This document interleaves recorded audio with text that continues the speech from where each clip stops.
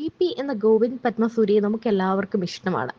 സൗന്ദര്യം സീരിയലിലെ അഞ്ജലി, അതായത് നമ്മുടെയെല്ലാം ഗോപികയെ സ്വന്തമാക്കിയതോടെ ആ ഇഷ്ടം കൂടി. ജി.പി.യുടെ സംസാരവും പെരുമാറ്റവും എല്ലാം പ്രേക്ഷകർക്ക് വലിയ ഇഷ്ടമാണ്.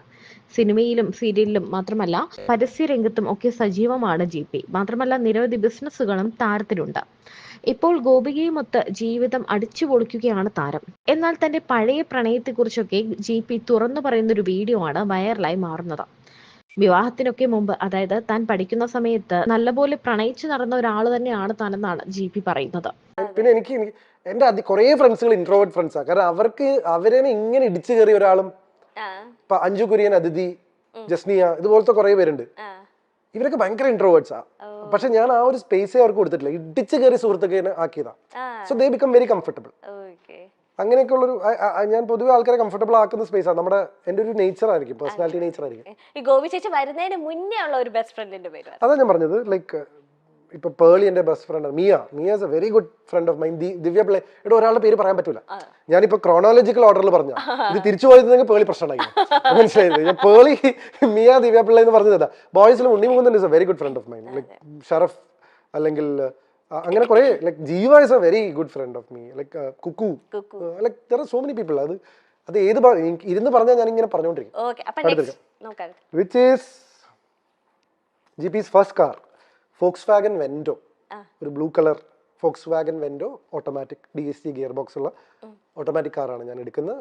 D4 dance season 2-ലായിരുന്നു. അപ്പോഴാണ് ആദ്യമായിട്ടൊരു കാർ പർച്ചേസ് ചെയ്യുന്നത്. Volkswagen ഒരു വണ്ടിയായിരുന്നു. ഇപ്പോഴും ഞാൻ ആ ഫാമിലിയിലുള്ള കാറുകളാണ് പിന്നെയും വാങ്ങുന്നത്. What is GP's zodiac sign? ഞാനൊരു ട്രൂ ബ്രീഡ് ഓഫ് ജെമിനായി ആണ്. ലൈക്ക് ഞാൻ 16 ജൂൺ ആണ്. ഈ ജെമിനായി എന്നുള്ള ക്യാരക്ടർ എടുത്ത് നോക്കി കഴിഞ്ഞു കഴിഞ്ഞാൽ കാണുന്ന ഒട്ടുമിക്ക സ്ഥലത്തും എന്റെ character is very similar.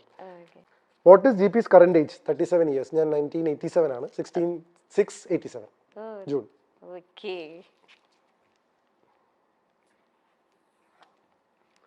Who is GP's first love? First love സ്കൂളൊക്കെ പറയല്ലോ.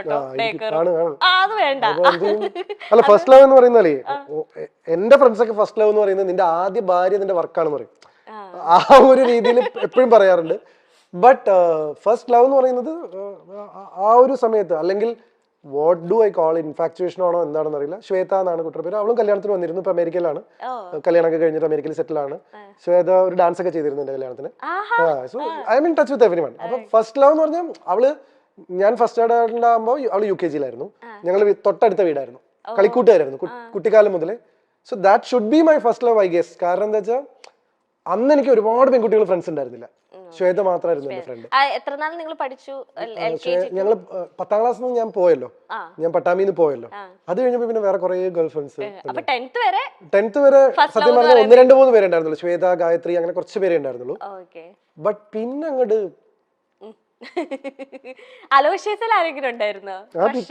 ഉണ്ടായിരുന്നോ first year, second year, third year, fourth year, third year. പിന്നെ ഐ ഹാഡ് എന്താ വെച്ചാലേ CIRS കഴിഞ്ഞപ്പോഴാണ് ഞാൻ ഭയങ്കര കംഫർട്ടബിൾ ആയത് പെൺകുട്ടികളായിട്ട്. കാരണം അവിടെ ഈ ഒരു ആൺകുട്ടി, നമ്മൾ സ്കൂളിൽ പഠിക്കുമ്പോഴേ പണിഷ്മെന്റ് കിട്ടിയാലാണ് പെൺകുട്ടികളുടെ കൂടെ പോയിരിക്കുക. അപ്പൊ എന്തോ പെൺകുട്ടികളോട് സംസാരിക്കുന്നൊക്കെ എന്തോ ഭീകരാവസ്ഥയാണ്. പക്ഷെ വീട്ടിലത് പ്രശ്നമില്ല, കാരണം ഫാമിലി ഫ്രണ്ട്സാ ശ്വേതയായിട്ട്.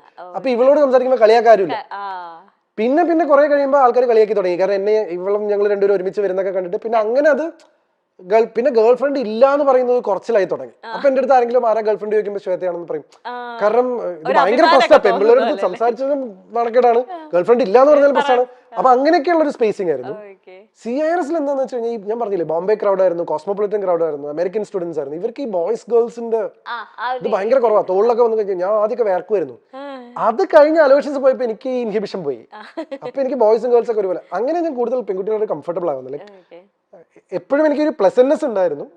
പക്ഷെ അതും കൂടെ കഴിഞ്ഞോട് കൂടിയിട്ട് പിന്നെ ഫ്രണ്ട്സും ഗേൾസും ലവും ഒക്കെ അത്രയാണ്. ഞാൻ കമ്മിറ്റഡ് റിലേഷൻഷിപ്പിലായിരുന്നില്ല കേട്ടോ. ലൈക്ക് അത് ഞാൻ എടുത്ത് മുമ്പും പറഞ്ഞിട്ട് ഇപ്പോഴും പറഞ്ഞിട്ട്, ലൈക്ക് അങ്ങനെയായിരുന്നെങ്കിൽ എന്റെ കല്യാണം എപ്പോഴേ കഴിഞ്ഞാണ്. Like I was always in A confused space.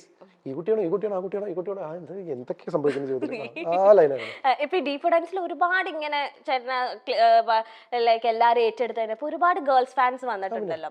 അപ്പൊ അതില് ആരെങ്കിലും ഇങ്ങനെ കണ്ടിന്യൂസ്ലി ലൈക്ക് ചേട്ടൻ മെസ്സേജ് അയക്കേ കോൾ ചെയ്യേ അങ്ങനെയൊക്കെ നിന്ന ആരെങ്കിലും ഉണ്ടോ? കോളൊന്നും ചെയ്തിരുന്നില്ല, എന്റെ നമ്പർ ഒന്നും മാർക്ക് കിട്ടിയാലും ഞാനിപ്പോ തന്നെ അത്രയും ഞാൻ ഹാൻഡിൽ ചെയ്യില്ലായിരുന്നു. പക്ഷേ I use to get letters എന്നോ വീട്ടിലേക്കൊക്കെ കത്തുവരായിരുന്നു. ഞാൻ ഇൻസ്റ്റാഗ്രാം ഒരു സമയത്ത് അല്ല ഇൻസ്റ്റാഗ്രാം അല്ല ഫേസ്ബുക്ക് ഒരു കാലത്ത് സ്ഥിരമായിട്ട് നോക്കുമായിരുന്നു. പിന്നെ പേടിയാവാൻ തുടങ്ങി. ആൾക്കാർ ജീവിച്ചേട്ടൻ കല്യാണം വെച്ചാൽ ഞാൻ ആത്മഹത്യ എന്നൊക്കെ പറയുന്ന അന്നത്തെ കാലത്ത് അങ്ങനത്തെ കുറെ മെസ്സേജ് ഒക്കെ വന്നു. പിന്നെ ചോരയിലൊക്കെ കത്തുവരായിരുന്നു. ഇപ്പോഴൊന്നുമില്ല, D4 സമയത്ത് ഇതൊക്കെ ഉണ്ടായിരുന്നു. അപ്പൊ അതൊക്കെ കയ്യിൽ നിന്ന് പോകുന്നു തോന്നിയപ്പോ പിന്നെ എനിക്ക് പരിചയമില്ലാത്ത ഒരാളായിട്ട് ഭയങ്കര ബുദ്ധിമുട്ടാണ് ടു സ്ട്രൈക്ക് എ കോർഡ്.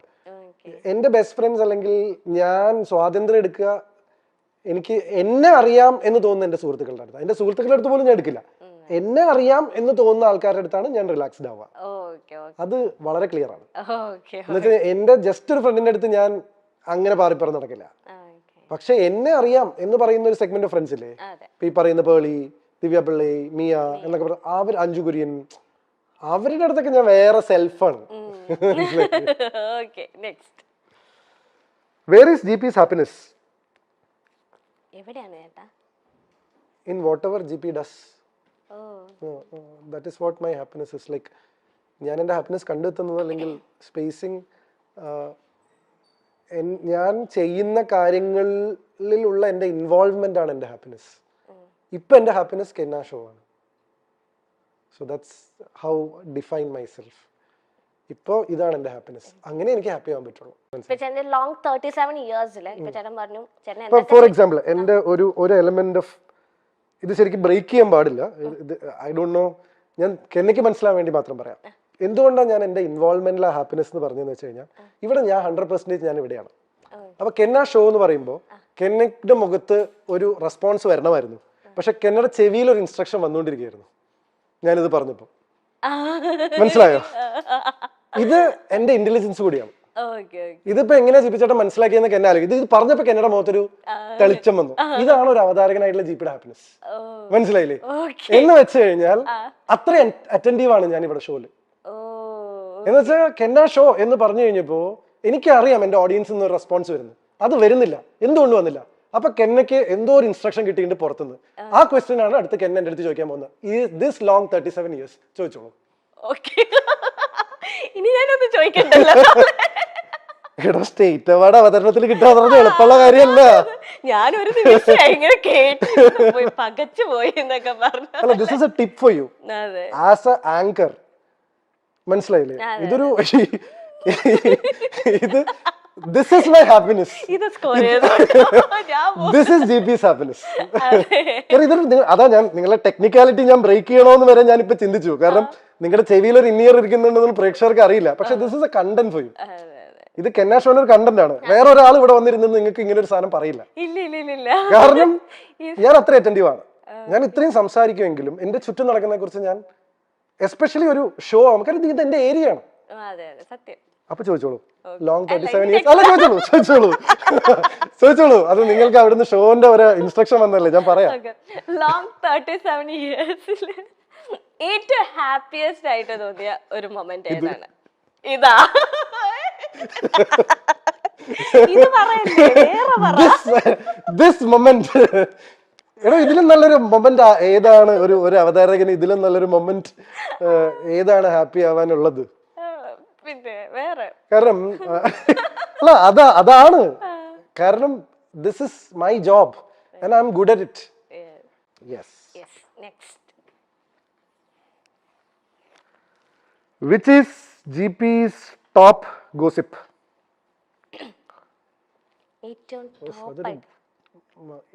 ഞാൻ പക്ഷേ ഇല്ലേ, ഇന്ന് പണ്ടത്തെ ഒരു ഇന്റർവ്യൂല് ജസ്റ്റ് കേട്ടോണ്ടിരുന്നപ്പോഴത്തേനും കമന്റ്സും ജസ്റ്റ് ഞാൻ സ്ക്രോൾ ചെയ്തതാ. അപ്പൊ അതിലൊരു എന്തോ ഒരാള്, വ്യക്തിയുടെ പേരൊന്നും എനിക്ക് ഓർമ്മയില്ല, നല്ല ഡീറ്റെയിൽ ആയിട്ട് GP ചേട്ടന്റെ പേളി ചേച്ചിയുടെ ഒക്കെ അറിയുന്ന രീതിയിൽ പേളിയും GPയും ഇഷ്ടത്തിലായിരുന്നു. പിന്നെ അവരെന്തോ പിണങ്ങി. പിന്നെ അതുകൊണ്ടാണ് അവര് കെട്ടാത്തത്. അത് ഞാൻ ഇനി അങ്ങനെ അപ്പൊ ഞാൻ വെച്ചത് ഈ പേളിയും GP ചേട്ടനായിട്ട് ഞാൻ അങ്ങനെ ഗോസിപ്പുകൾ ഒന്നും കേട്ടിട്ടില്ല. അപ്പൊ ആ കമന്റിൽ എന്തോ ഗോസിപ്പ് ഉണ്ടായിരുന്നു എനിക്ക് തോന്നുന്നു. എനിക്ക് മേജർ ആയിട്ടുള്ള എനിക്കിതിൽ ഏതാ മിയയും ദിവ്യപിള്ള, ഇതിൽ ഏതാണോ ടോപ്പ് ഗോസിപ്പുകൾ ഇഷ്ടംപോലെ ഉണ്ട്. എനിക്കത് മിയ ചേച്ചി ആയിട്ടായിരിക്കും. പക്ഷെ എന്താ അറിയോ, ദിവ്യപിള്ളയുടെ ഗോസിപ്പിന്റെ സമയത്ത് സോഷ്യൽ മീഡിയ സ്ട്രോങ് ആയിരുന്നു. അപ്പൊ അത് ഭയങ്കരമായിട്ട് ആഘോഷിക്കപ്പെട്ടു. അതിനാണ് ഞാൻ ആദ്യമായിട്ട് ജീവിതത്തിൽ ഒരു എക്സ്പ്ലനേഷൻ കൊടുത്തത്. നിങ്ങൾ ആ കണ്ടത് കല്യാണമല്ല, മീഡിയ എന്ന കാര്യത്തിൽ ഞാൻ എക്സ്പ്ലനേഷൻ കൊടുത്തു വന്നിട്ടില്ല. അപ്പൊ എനിക്ക് ടോപ്പ് ഗോസിപ്പിൽ ശരിക്കും സ്റ്റാറ്റിസ്റ്റിക്സ് എടുത്തു നോക്കണം. പക്ഷെ മീയുടെ എന്ന് വെച്ചാൽ കുറച്ച് കാലമായിട്ട് നിന്നുകൊണ്ട് മീയുടെ കല്യാണം എന്റെ കല്യാണം കഴിഞ്ഞിട്ട് രണ്ടുപേരും അവരവരുടെ കല്യാണങ്ങൾ അറ്റൻഡ് ചെയ്തിട്ട് ഇപ്പൊ നിൽക്കുമ്പോഴാണ് ഓ ഇത് ട്രൂ ഫ്രണ്ട്ഷിപ്പ് ഗോൾസ്. ഇത് ഞാൻ നേരത്തെ പറഞ്ഞു കഴിഞ്ഞാൽ ഓ അതാണ് പ്രശ്നം.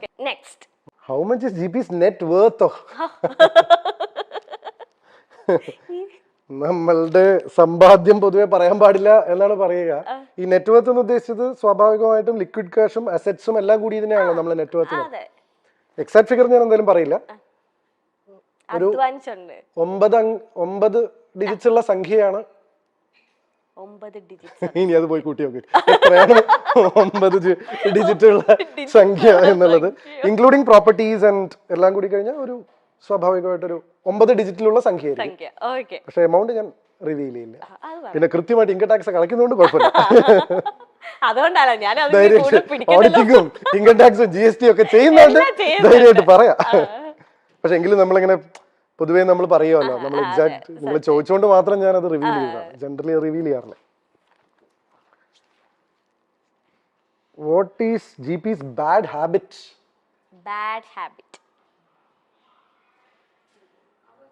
എന്താണ് ബാഡ് ഹാബിറ്റ്? എന്റെ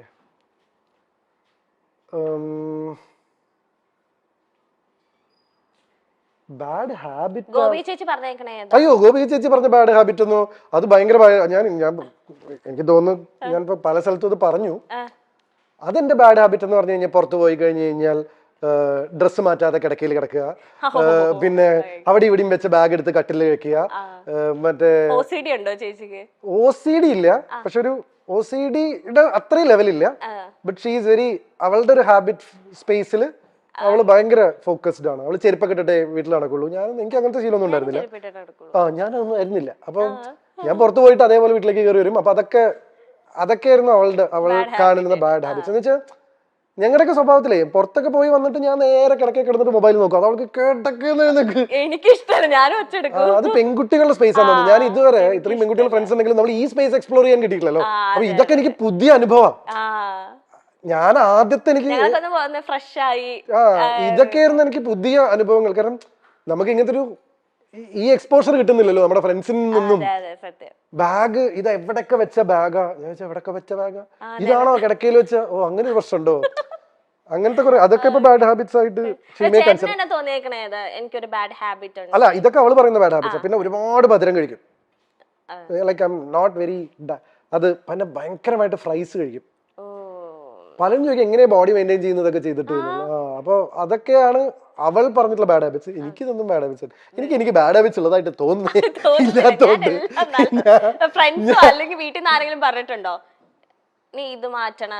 ഫ്രണ്ട്സ് പറയാറുണ്ട് നീ ഭയങ്കര വെറുപ്പിക്കലാണ്, നിന്റെ ഭയങ്കര ബാഡ് ഹാബിറ്റ് ആന്ന് പറയാറുണ്ട്. നീയൊക്കെ പറഞ്ഞിട്ടുണ്ടോ ഇന്റർവ്യൂലൊക്കെ? അതെല്ലാ ഫ്രണ്ട്സും പറയാറുണ്ട്. നെല്ലിക്ക എന്ന് പറയും. കഴിച്ചിട്ട് ഇറക്കാനും വയ്യ, മധുരിച്ച് തുപ്പാനും. നിന്നെ ഫ്രണ്ട് ആക്കി കഴിഞ്ഞാൽ ദേഷ്യവും വരും, എന്നാ ഇവനെ ആയിട്ട് പരിപാടി നിർത്തി പോവാനും തോന്നുന്നില്ല. അപ്പൊ അത് ആയിരിക്കാം. What is GP's weakness? That's A very interesting question. Of light ഞാൻ മനസ്സിലാക്കിയ എൻ്റെ ഒരു വീക്ക്നെസ് എന്ന് പറയുന്നത്, ഞാൻ എല്ലാവരെയും വല്ലാതെ വിശ്വസിക്കും. അത് എസ്പെഷ്യലി വർക്ക് ഫ്രണ്ടിൽ, കരിയർ സ്പേസിൽ ഞാൻ ഒരുപാട് ആളുകളെ അന്ധമായി വിശ്വസിക്കും. പലരും നോ പറയുമ്പോൾ പോലും എനിക്ക് പണികൾ കിട്ടാറുണ്ട്, എങ്കിലും ഞാൻ അവരെ വിശ്വസിക്കും, എൻ്റെ കൂടെ നിൽക്കുന്നവരെ. പക്ഷെ ഇപ്പം അടുത്താണ് എനിക്ക് മനസ്സിലായത് അതിൻ്റെ ഒരു വീക്ക്നെസ് ആയി മാറി തുടങ്ങിയിട്ടുണ്ട്. ലൈക്ക് എനിക്ക് ആളുകളെ പ്രൊമോട്ട് ചെയ്യാൻ ഇഷ്ടമാണ്. അത് നിങ്ങൾ എൻ്റെ യൂട്യൂബ് ചാനലിലും മറ്റു സംഭവങ്ങളൊക്കെ കാണാറുണ്ട്.